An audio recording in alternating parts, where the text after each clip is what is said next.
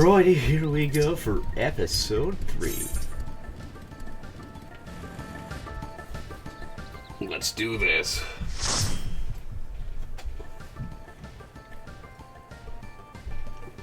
First time.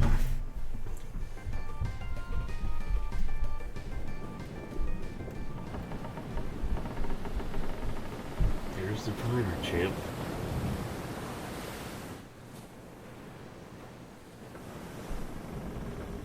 There he is.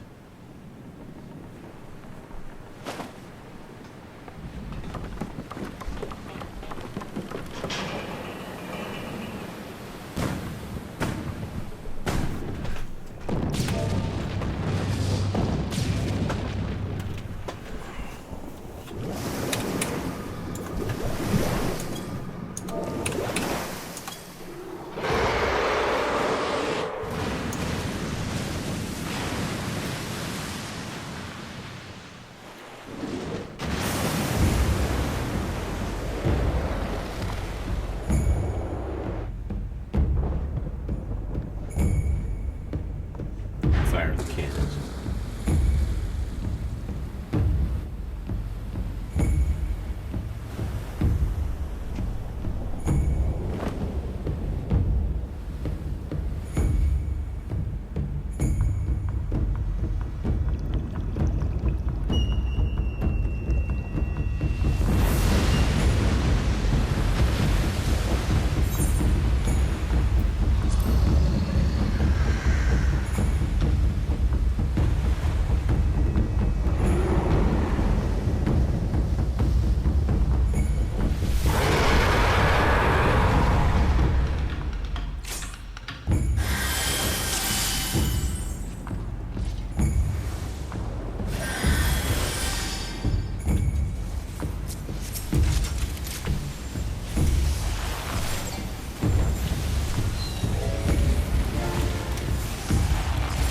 This is.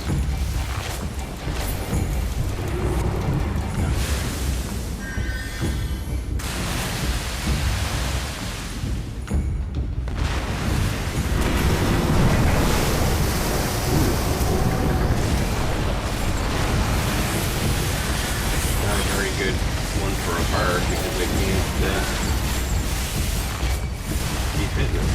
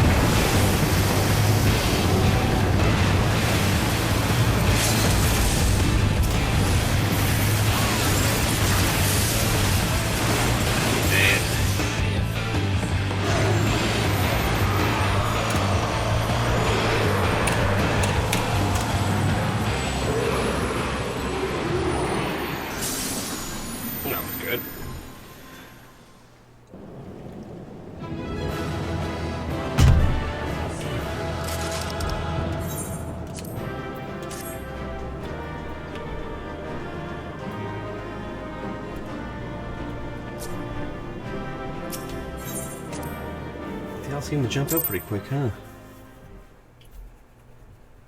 That's strange.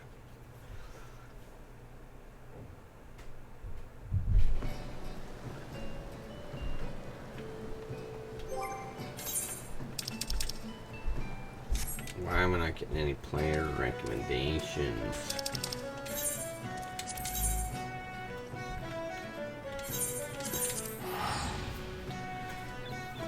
Well, 82 followers.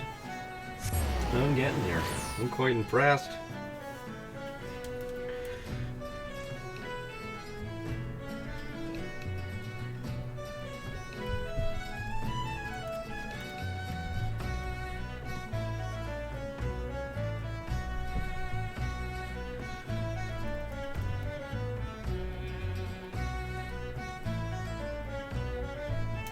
Okay, lower decks. First expansion dungeon done. Nice.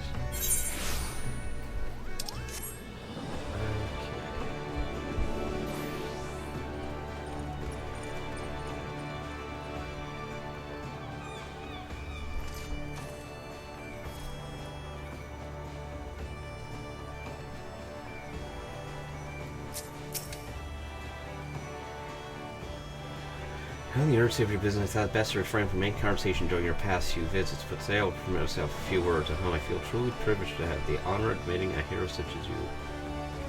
You're an inspiration to us all, sir. And on that note, now right, wink. Okay. Whatever that means.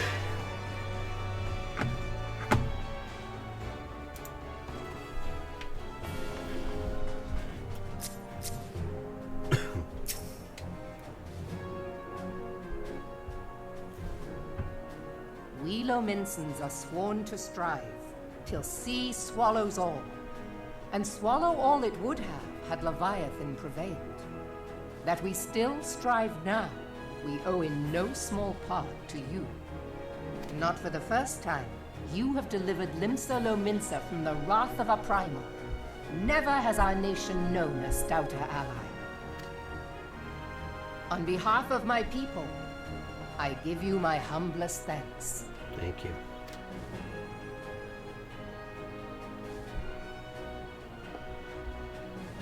Tis meet that I give thanks to old Mistbeard, too, for his fine solution. Whatever else he may have been, 'tis clear he was a resourceful soul. Would that I had a man like him in my service.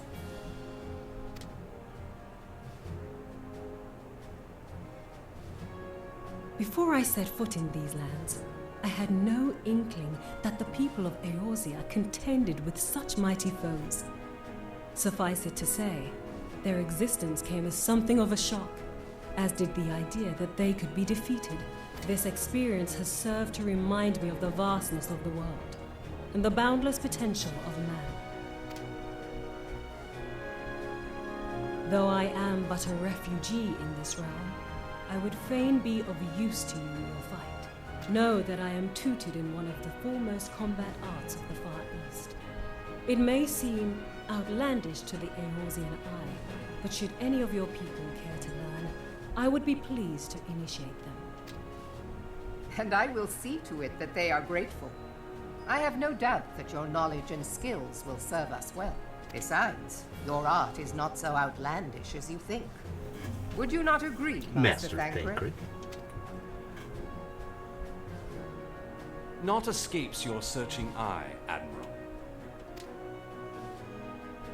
Few are privy to this information, but Limsa Lominsa is home to a certain secret fraternity. Its members are trained in a form of combat not unlike your own. By my judgment, it should not be beyond such individuals to adapt to the techniques I witnessed you employing with such admirable deftness. I am heartened to hear this. I too noted a kinship between your style and mine own, though it seemed to me that you fought differently in the beginning. I suppose I did. What can I say? I'm a man of many talents. Though you may labor to believe it, Thancred was once something of a scoundrel who fraternized with the criminal class in these parts. Yestola! You jest, of course. But for a chance encounter with Alphino's grandsire, he might never have left Limsa Lominsa, or received an education in Sharlayan, or taken up his post in Uldar, which is where he trained in the blade, lest you wonder. Minfilia, please! It would seem there is more to you than meets the eye, Master Thancred. I find this one is a little bit more verbal. Lady Yugiri, I am told that you and yours came to Eorzea seeking permanent resettlement, and that many domins have since been engaged as frontier hands at Revenant's Toll. Moderna is many things, but a place of refuge it is not. Know that I would like nothing better than to furnish your people with a new home here on Lominsan soil. Alas, racked by instability as we are, our nation is in no fit state to take you in. Yet I'll not have it said that we turned a blind eye to your suffering. Until such time as we can do more, I pledge to send provisions. We are in your debt, Admiral. I realize that it scarce qualifies as repayment, but if it please you, I shall set about sharing my martial knowledge with your people at once.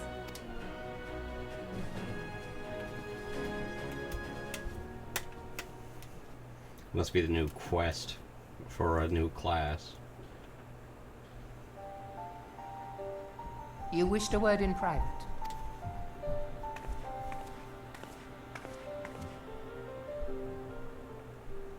The better not to spoil the festive mood.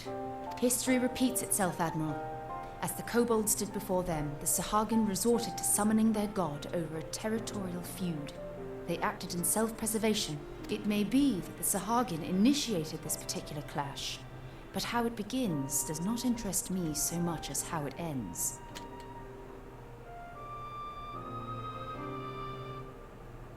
I have not forgotten our conversation, Y'ashtola. I am aware that man bears part of the blame for the Primal's existence. Nor am I ignorant of the Sahagin's reason for acting.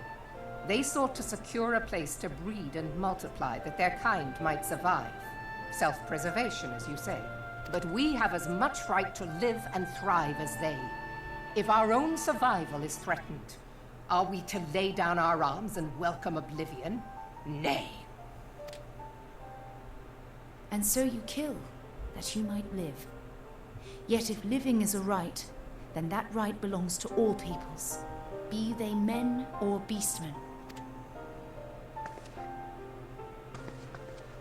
I'll not deny your reasoning, but when a storm gathers, it falls to me to see my people safely through it. That is my duty, and I shall do it.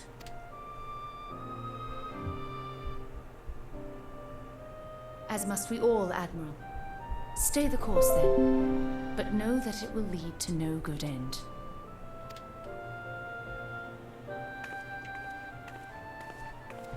I don't understand.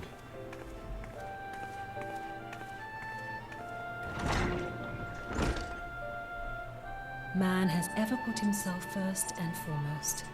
To justify his actions, he clads himself in the armor of righteousness, though it be a fancy of his own making.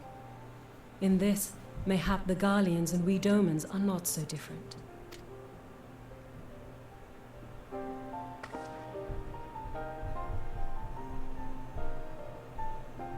Eorzea has become as a raging sea. If we are to keep our heads above the waves, we cannot scruple to drown the man next to us. When hopes of coexistence founder, strength must determine who has the greater right to live. Who is that?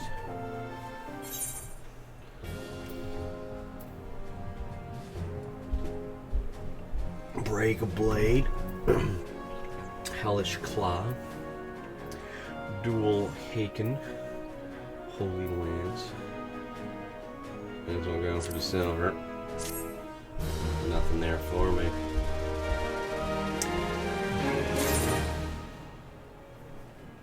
4,800 experience doesn't seem like I'm getting a lot of experience. It's quite strange.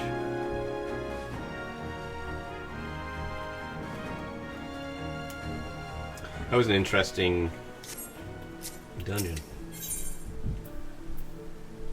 Oh wow!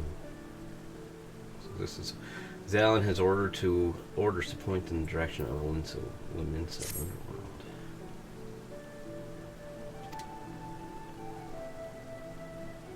Inconspicuous Hagerin man.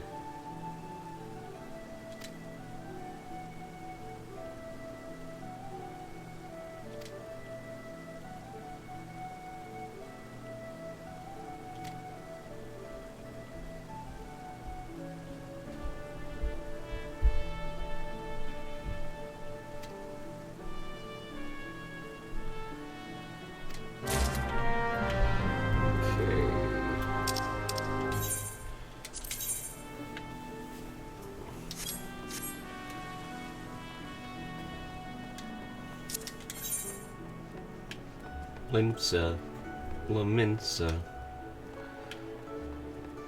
It's people here.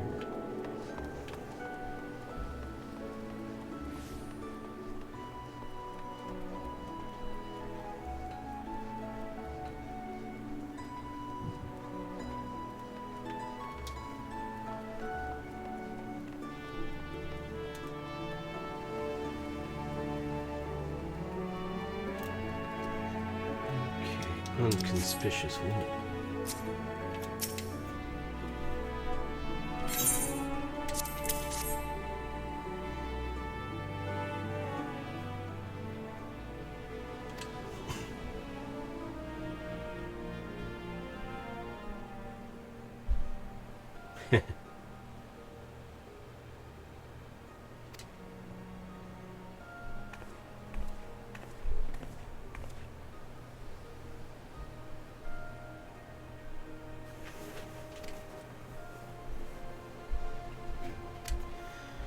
Yeah, that's got to be a job quest.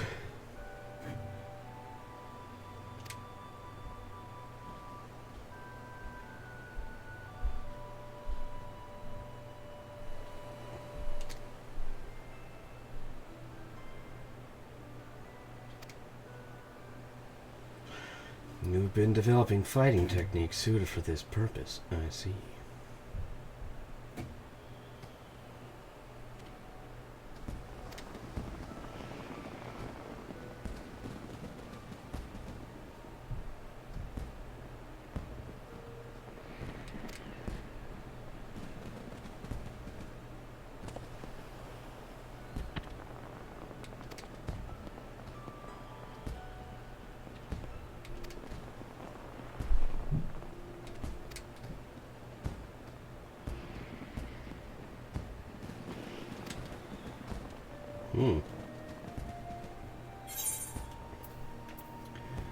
That is what I need.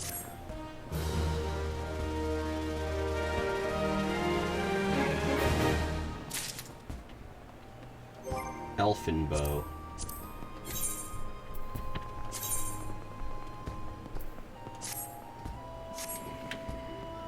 Because it's gotta look cooler than my artifact bow, but it really doesn't. Well, that sucks.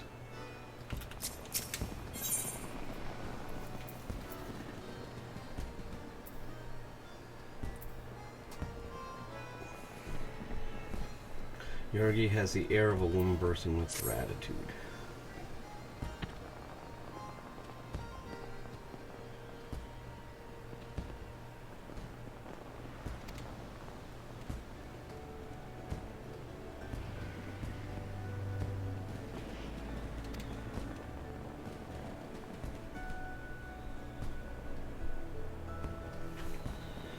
Till we meet again, person of light. Person of light. Loredana.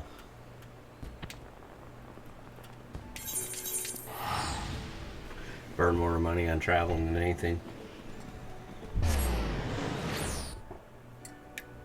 Tis is true.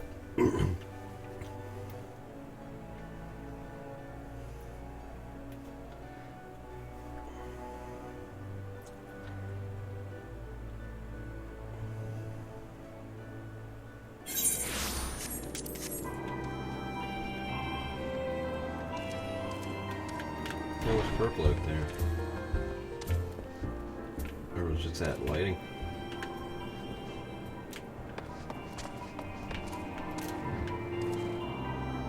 It's the sky. I don't remember ever seeing it like that. Ever?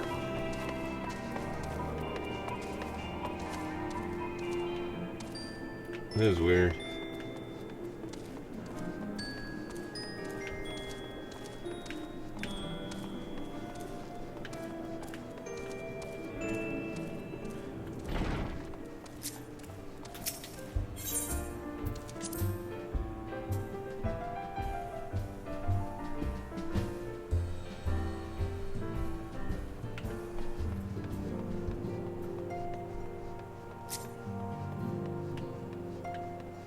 Enter the soul.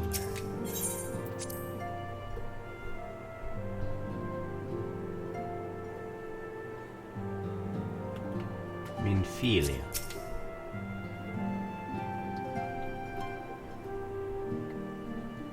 I have been reflecting upon the events which took place during our visit to Vilbrand. If you have a moment, I would share my conclusions with you. Please, bear with me. When the Sahagin Elder summoned Leviathan, he employed the power we have come to know as the Echo. Though I cannot well explain the how of it, it would seem he became immortal in so doing. When the Admiral subsequently slew him, his spirit emerged from his lifeless flesh, a consciousness shorn of physical form. Thus transfigured, he took up residence in the body of his minion with the ease of a man donning a favorite glove. Long have I known that the Echo allows one to pass through the walls of a man's soul, but never did I imagine that it could free us from our own flesh, nor less that our souls could then occupy the next corporeal vessel to take our fancy. It was of this that Elizabeth spoke, an existence which knows neither cessation nor oblivion. Interesting. And yet, though the Sahagin had mastered his gift and thereby become immortal, he was by no means invulnerable. As we both bore witness, he was ultimately absorbed into Leviathan. And the import of this observation? If the Ascians' mode of existence is indeed the same, it can be inferred that they too are not invulnerable, that they can be destroyed. There exists a legend which tells of souls who are reborn upon the cusp of each umbral calamity, that they might stay the encroaching darkness. To most, it is but a fairy tale. Yet recent events have given me cause to wonder. Could the legend in fact refer to the Echo? Much and more yet remains unknown, but I am confident that all will become clear in time. For the present, however, what matters is that the key to defeating the Ascians may at last be within sight. With Urianger's aid, it is my hope that I shall fathom this matter ere long. Whoa. Oh, I was just about to send for you, my friend. Is Artemis? Grave tidings from the Sharlayan motherland, my lady. It doth concern our distant allies, the students of Baldessian. What of them? My lady, the Isle of Val, which for many years hath been the Order's home, is no more. No more? Whatever do you mean? I relate only that which hath been conveyed unto me by our agents. An etheric wave of the highest magnitude was recorded in the region. Soon thereafter, 'twas observed that the isle had ceased to be. 'Tis postulated that a magic was evoked, like in power to Ultima. 12 Preserve. An energy wave that wiped out a whole island? How can that be? If there are no other matters, I move that today's meeting be adjourned.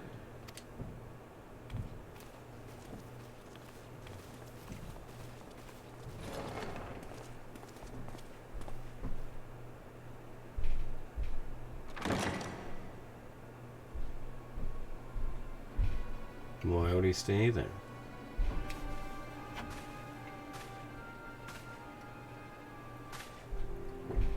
It is done, my lord. I... Forgive my impertinence, my lord, but these orders, I am uncertain as to what end they serve.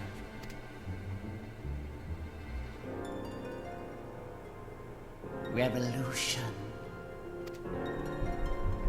Revolution. He's a slimy bitch.